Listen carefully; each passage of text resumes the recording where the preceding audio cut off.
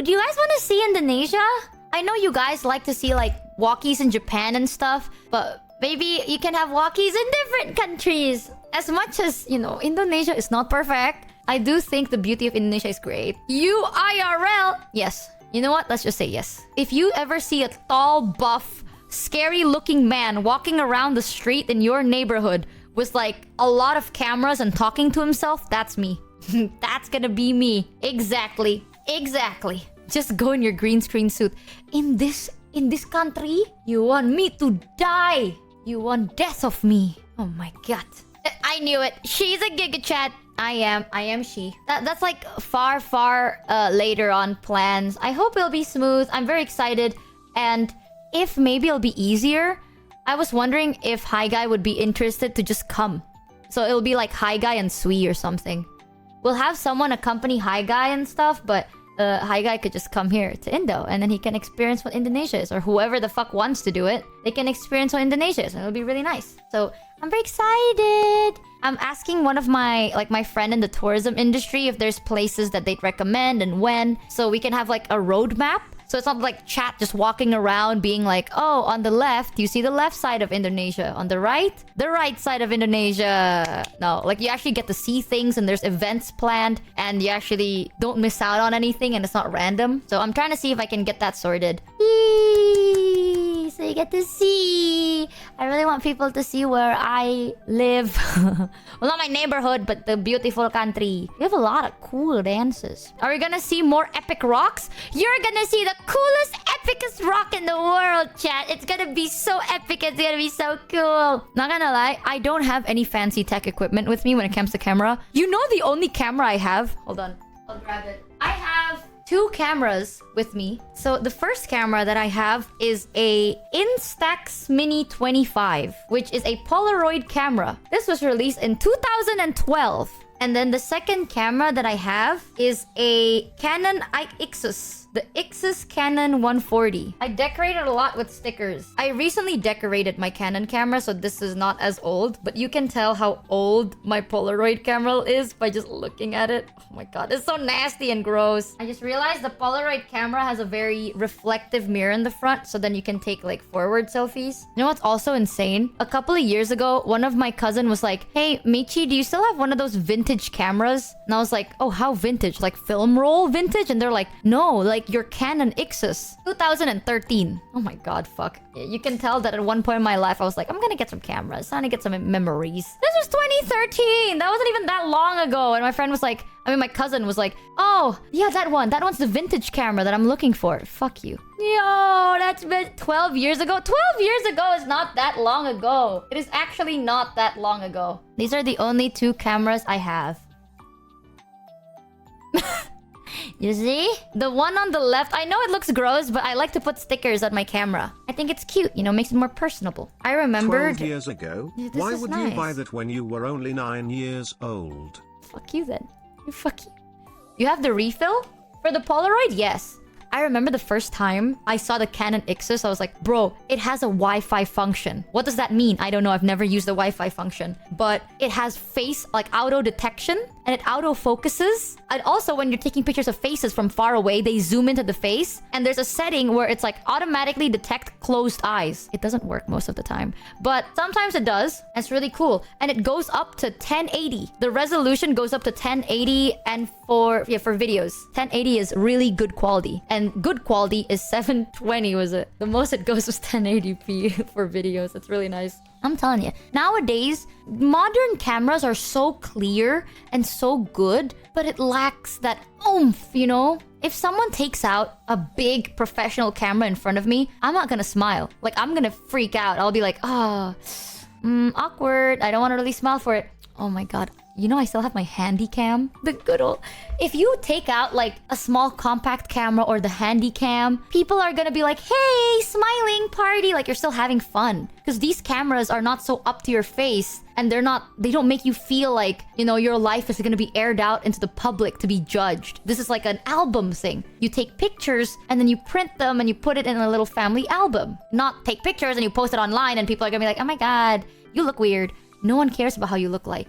People cared about the memory and making sure that you remember it. And it's so nice. And the quality is so shit. It's so grainy, it's so badly lit sometimes, but it feels more human. Nowadays, cameras just feel dead. You know what I mean?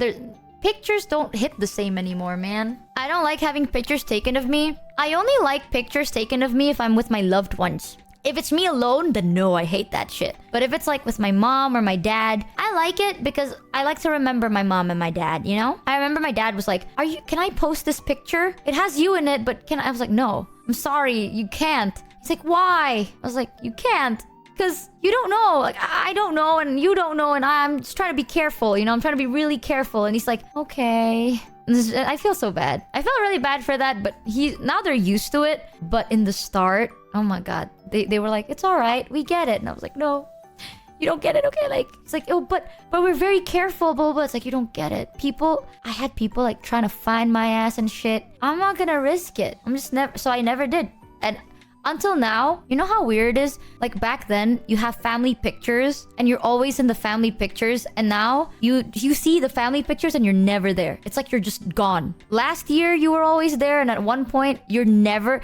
If I ever disappear, okay, that is the most suspicious thing in the world. I ever thought about it. I was like, this is gonna look so bad for them because this is the most suspicious shit in the world. You used to have like big family pictures and Michi's always there. But right here, 3 years ago, oh my god, 3 years is 2022. In 2022, family picture, she's not there. Dinner picture, she's not there. This picture, she's not there. You killed Michi! In game. That is so friggin' suspicious. I remember the first time it happened, I was like, this is kind of weirdly sad. But it has to happen, so it's fine.